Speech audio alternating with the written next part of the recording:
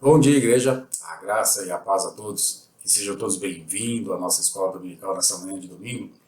Hoje nós estaremos estudando uma nova revista, né? E a nossa primeira aula ela tem como título Eu, um Dilema. Né? A nossa lição ela vai procurar destacar essas pessoas que questionam a existência de Deus por causa da maldade, por causa da violência, né? Que cerca a vida do ser humano. Né? Se nós ligarmos a televisão ou fizermos uma busca rápida pela internet, nós vamos ver que nós vamos ficar impressionados, né, como a maldade do homem tem aumentado dia após dia, né? Isso até mesmo dentro dos próprios lares, né? O lar que deveria ser um lugar seguro, que deveria ser o amparo, né? Que deveria ser ali um refúgio para as pessoas, tem se tornado ali verdadeiros campos de batalhas, né? E alguns jornais de televisão se especializaram tanto nessas notícias, né, que eles têm uma grande audiência. Né? Parece que o ser humano ele tem mais prazer em sentar em frente à televisão e ficar vendo essas notícias ruins do que sentar e ler a palavra de Deus ou sentar e ir na igreja e escutar a palavra de Deus. As pessoas gastam mais tempo vendo essas notícias ruins do que diante da palavra de Deus. E aí muitos começam a se questionar, né? Por que, se nós fomos criados à imagem e semelhança de Deus, por que, que a natureza do homem é tão pecadora, tão perniciosa, né? Porque temos uma natureza tão diferente de Deus, né? Se lá em Gênesis Deus diz que façamos o homem à nossa imagem e semelhança, o que, que deu de errado na natureza do homem? Por que, que somos tão diferentes de Deus? E aí isso leva para um segundo pensamento. Porque se por um lado existe a maldade do homem, né, por outro lado existe por que Deus permite que eu passe por tantos problemas na minha vida? Já que eu sou uma boa pessoa, já que eu sou um cristão, sou um servo de Deus, né, sirvo a Deus, faço a vontade de Deus na minha vida, né, e ajudo as outras pessoas, por que Deus me permite que eu passe tanta injustiça nesse mundo? E por que as pessoas que são injustas, elas parece que são recompensadas, né? Enquanto nós que vivemos na justiça, somos penalizados? Na realidade, a resposta está porque nós somos responsáveis por todas as escolhas que fazemos. Adão e Eva, eles cometeram um pecado, né, e por isso eles pagaram com a consequência, por isso alteraram a imagem que eles tinham do seu Criador. Né? Quando nós falamos em alterar a imagem, nós temos vários exemplos na Bíblia, né? Sodoma e Gomorra, quando nós vemos a corrupção do homem, a maldade do homem, na parte de Noé, né? Quando Deus ele olha e vê a maldade do homem se multiplicando ali, e ele resolve acabar com água, né? E recomeçar de novo, é a maldade do homem. Quando nós vemos o apóstolo Paulo, né, na igreja de Coríntios, né, Paulo orientando a igreja de Coríntios a como viver numa sociedade corrompida, né, o apóstolo Paulo ele passa algumas orientações para a igreja para que elas tivessem, sabesse se conduzir doutrinariamente, né, e também ela que tivesse uma forma de comportamento diante da sociedade, uma sociedade corrompida. Isso porque Coríntio ficava numa grande rota comercial, né? Coríntio ele abrigava ali pessoas de várias nacionalidades, de várias culturas, de várias religiões, né? E também de aspecto moral também. Tanto é que aquela igreja enfrentava grandes problemas de comportamento e moral, imoralidade. Né? Quando nós vamos ler o nosso texto que se encontra lá em 1 Coríntios, capítulo 13, versículo 12. O texto ele diz assim: Agora, pois, vemos apenas um reflexo obscuro, como em um espelho, mas então veremos face a face. Agora conheço em parte, então conhecereis plenamente, da mesma forma como sou plenamente conhecido. O apóstolo Paulo ele está tratando com aquela igreja da questão do uso dos dons e talentos, né? No versículo que nós estamos lendo, Paulo está falando da questão do amor, que o maior dom é o dom do amor. Aquela igreja ainda havia muitos conflitos, né, de entender como que eles estariam usando aqueles dons, né, porque muitos achavam que aquele dom era para o seu próprio engrandecimento, para um destaque diante da sociedade, diante da igreja. né? E o apóstolo Paulo fala que eles não sabiam, não tinham o pleno conhecimento, não tinham a visão de que para que esses dons eram dados, né? Para o enriquecimento da própria igreja, para o crescimento espiritual da igreja. No capítulo 13, Paulo vai falar que o maior dom é o dom do amor, né? E que nós somos limitados, né? Limitados para ter essa visão, para ter esse conhecimento. Mas que quando Cristo viesse, toda essa limitação seria passada, nós teríamos o pleno conhecimento daquilo que Cristo nos deixou. Hoje em dia nós ainda somos muito limitados na nossa fé, mas quando Cristo vier face a face, então nós teremos essa plenitude do nosso conhecimento. Nós entenderemos perfeitamente aquilo que Deus quer. Amém? Um outro texto que nos ajuda a refletir sobre as consequências das nossas decisões é o livro de Jeremias. Jeremias foi um jovem chamado por Deus. Ele era muito novo ainda quando Deus o chama para pregar em Jerusalém, para falar que Jerusalém estava em pecado, pecado da idolatria, pecado da maldade, pecado da injustiça social, e que aquele povo deveria se arrepender, porque o pecado estava afastando de Deus, estava levando para longe da presença de Deus. E Deus diz a Jeremias para que Jeremias se levante e vá falar àquela cidade.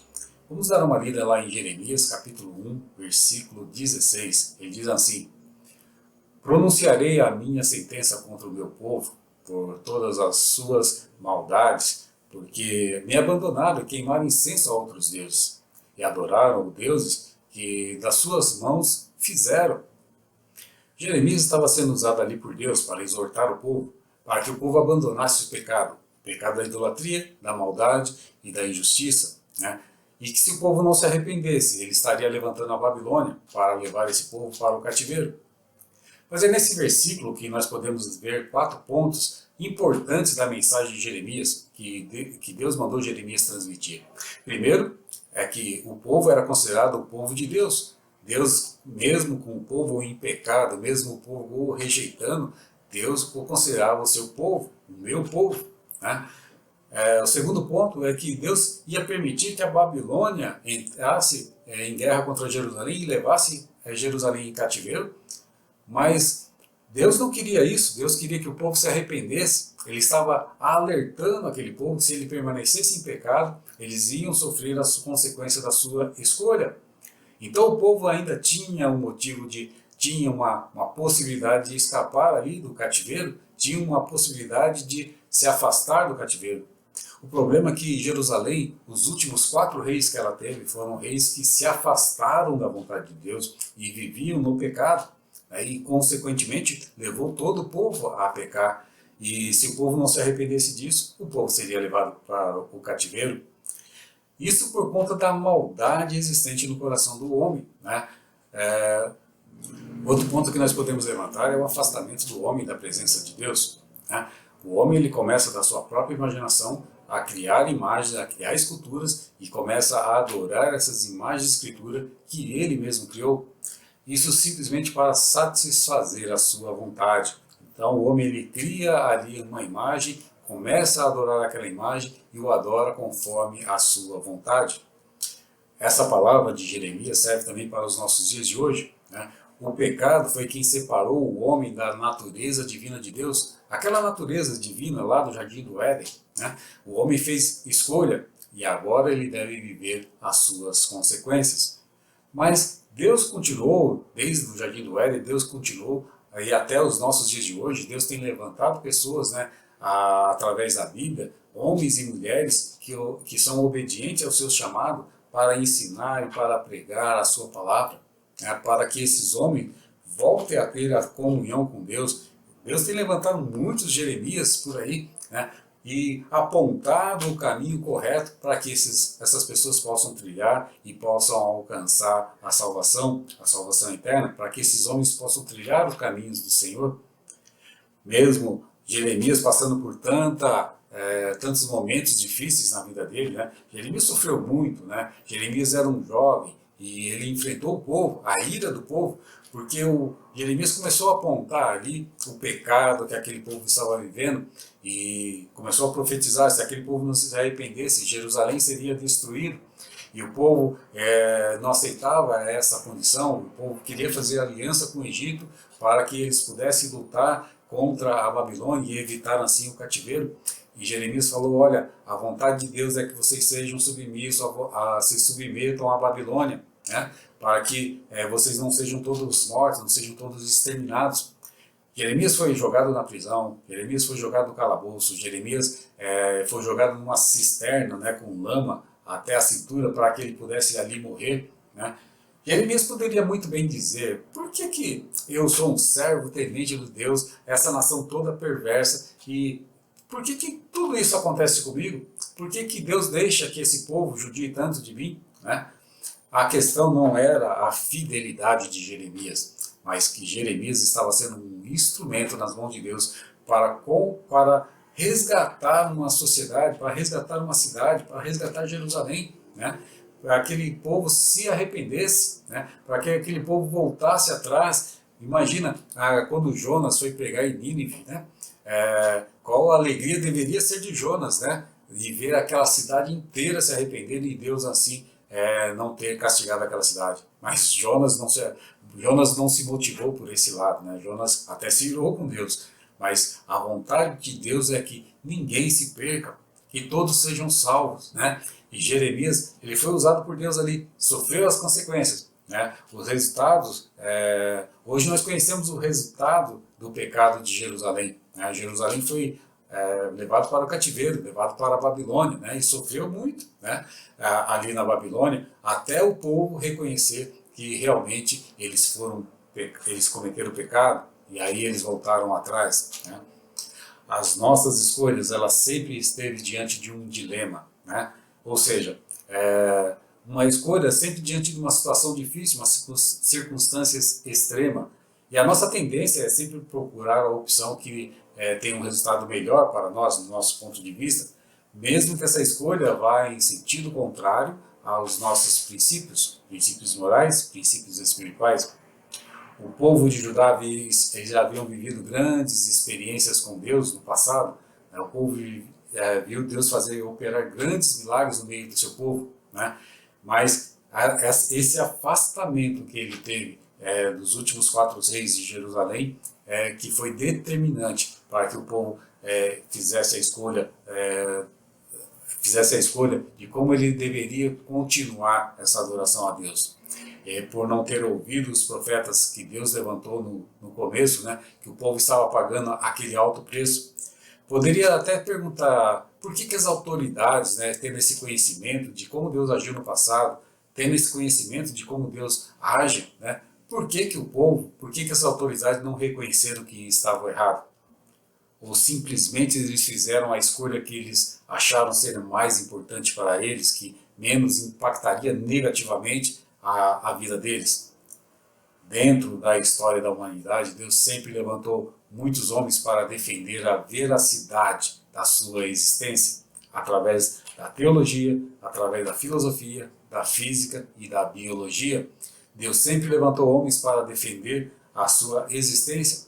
É inegável que Deus exista, né? Não dá para nós acreditarmos que o universo foi criado a partir de um acaso, né? Como é a teoria do Big Bang, né? Que houve uma grande explosão de partículas atômicas, né?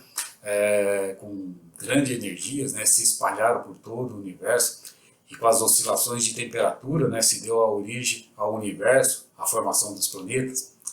É difícil compreender que a criação do planeta, a criação da Terra, a criação dos seres viventes, da natureza, dos animais, do homem, das aves, dos peixes, ou seja, de tudo que existe, é inconcebível a gente achar que isso foi criado pelo casualismo, né? Foi criado pelo acaso. Não há a existência de um Deus soberano, um Deus que tenha um grande conhecimento, uma grande autoridade, né? Para fazer tudo o que existe.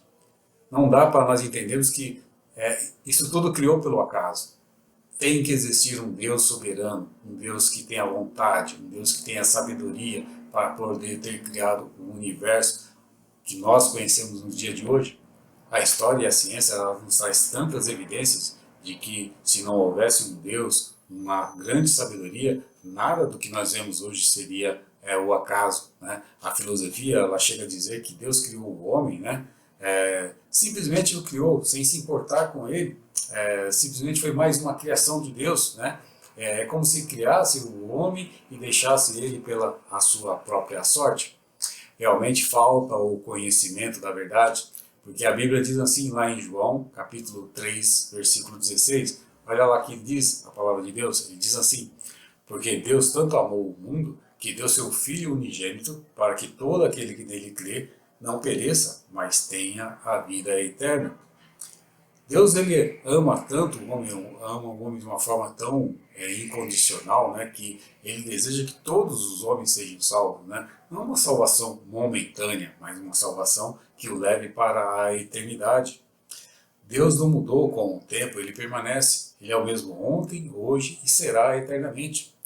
Quando nós vemos Adão e Eva, que foram abertos seus olhos lá no Jardim do Éden, né, quando eles conheceram o pecado, quando eles pecaram, a partir daquele momento eles começaram a viver as consequências do pecado, né?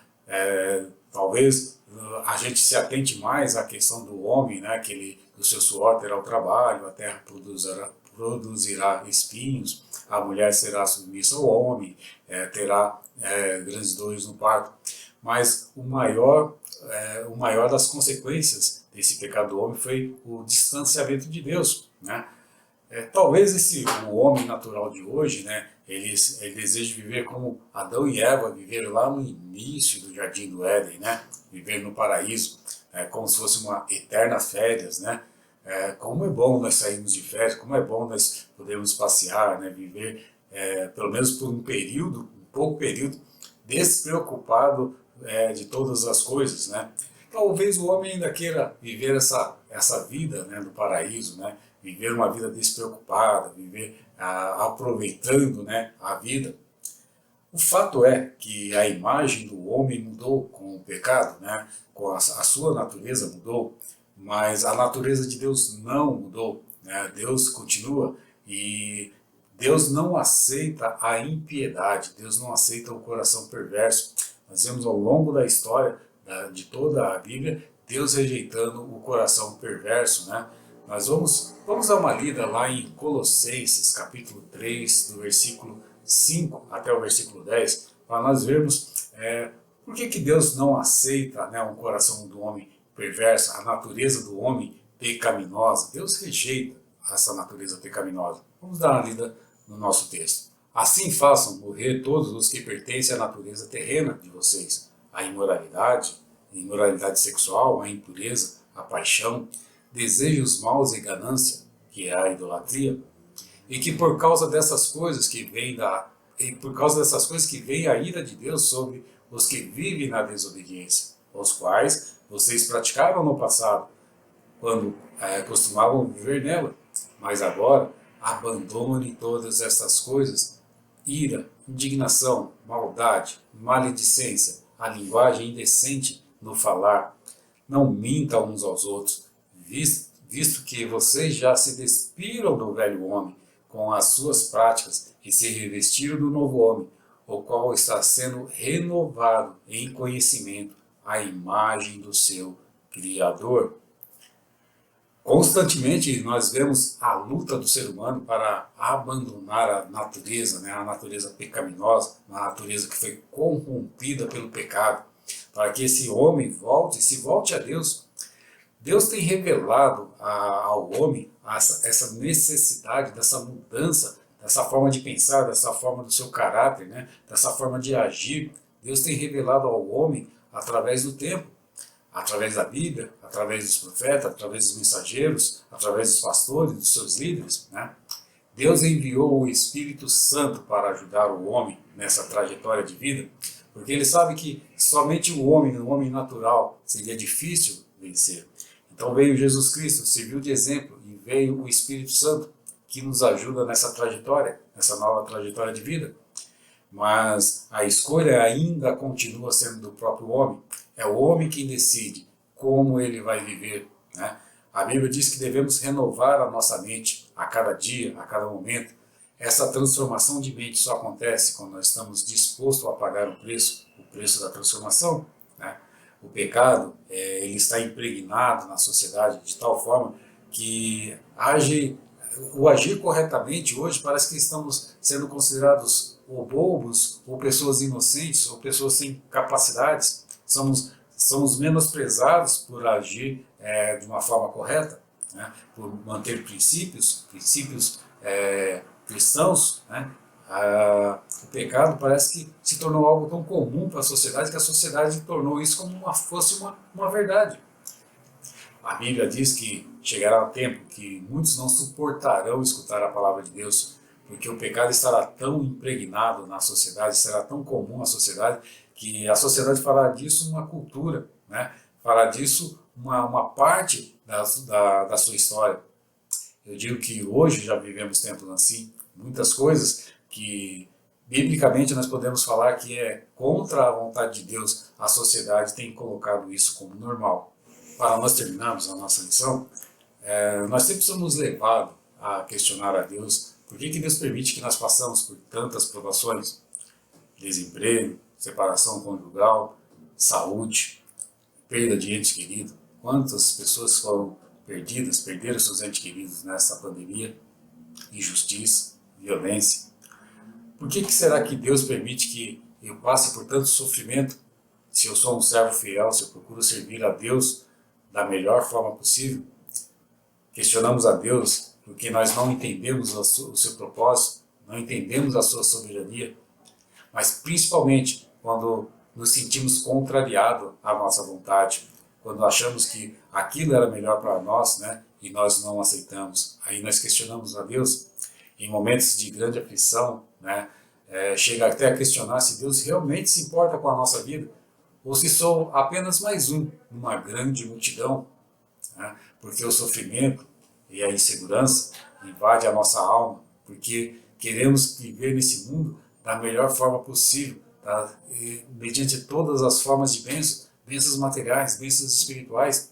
Não queremos passar por sofrimento, muito pelo contrário, queremos viver uma vida de regalada, né? Queremos viver uma vida como se fosse no paraíso. Muitos pregadores têm pregado a prosperidade como uma marca da fidelidade do homem para com Deus. Enquanto a Bíblia diz que muitos servos de Deus passaram por grandes alegrias, passaram por prosperidade, passaram por bênçãos, né? Mas quando tiveram que passar pelas provações, eles foram fiel até a morte. Nós vemos isso em todas as histórias dos apóstolos. Todos os apóstolos, eles passaram grandes momentos de alegria, passaram grandes momentos de prazer, mas todos eles pagaram um alto preço.